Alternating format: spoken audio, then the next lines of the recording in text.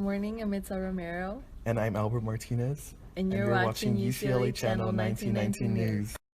Today we're going to bring attention about an international campaign that works on bringing awareness about language and its effects on cognition. Many languages around the world gender their objects, and that can affect how we perceive those objects in the natural world. Unlike English, languages like Spanish and French set morphological rules on inanimate objects where a definite article defines a noun as masculine or feminine. Here, our newscaster Brad goes into the streets to interview Thank you, Itzel. So here I am on the streets, and I am trying to find people who are bilingual with English and a gendered language. Since we are in New York, that wouldn't be a hard task. So I've met up with Rosa, who speaks Spanish, which is a gendered language. Now tell me, how would you describe the word key in Spanish?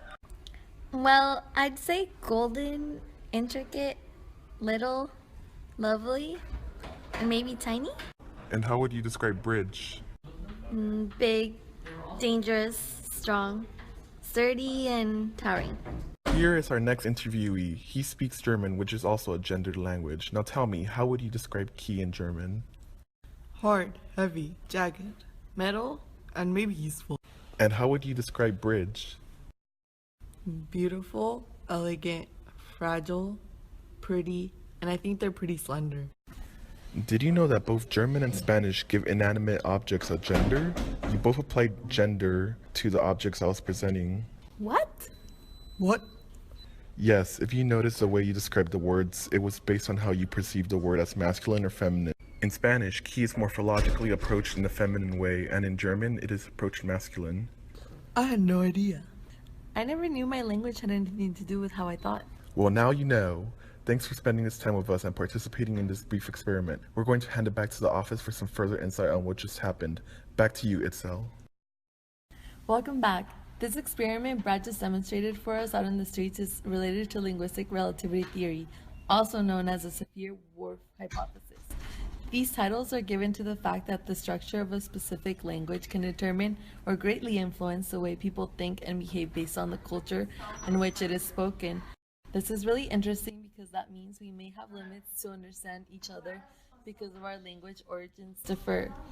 Well, we are no experts on this, so we are actually going to connect with two guests from their workplace that can explain, I'm sure better, how this happens. Let's connect with our first guest, Dakota, a linguist from the University of Chicago.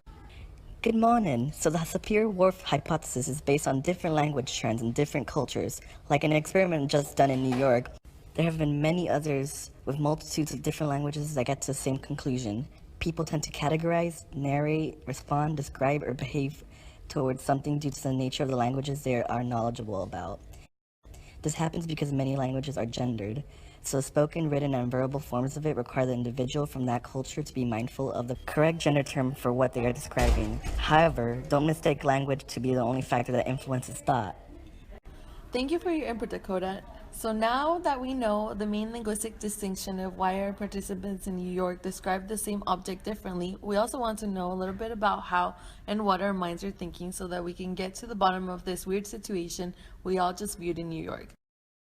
To explain this aspect of our situation, we are connecting with Michael, a cognitive scientist from UCLA. Hello, good morning. I'm here at my laboratory just discussing with staff about this scenario. We all saw that the language not only affects our perception on inanimate objects, but it also has an effect on our own cognition, even when we're not aware of it. This is taking place inside of our brain. When we talk, we don't realize that our native language can shape the way we understand, perceive, or behave, even if we are communicating in a language that might be common between two people. And this is why many people are led to believe that our communication and understanding across languages might be limited, because we all describe and perceive information differently, especially when dealing with gender terms. There might be a lack of unity in the way thoughts must be organized in order to understand a specific scenario or concept. This is why translating books and dialogue between languages is not an easy automatic task for us to process, because there are so many. Thank you, Michael. Your explanation helped clear why we may not notice what our minds are processing all the time. Now, as you can see behind us, this theory includes two versions. The first is a strong version and has support for saying language has an influence on what determines thought, and linguistic categories determine cognitive categories.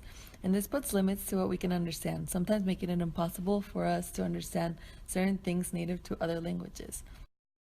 The second is a weak version and has support for saying that language categories and usage influence thought, and a certain kind of non-linguistic behavior.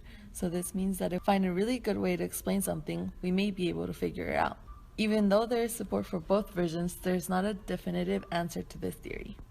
Like Michael just mentioned, this type of study has been performed with many other different types of cultures, age groups, and language groups that are gendered and non-gendered.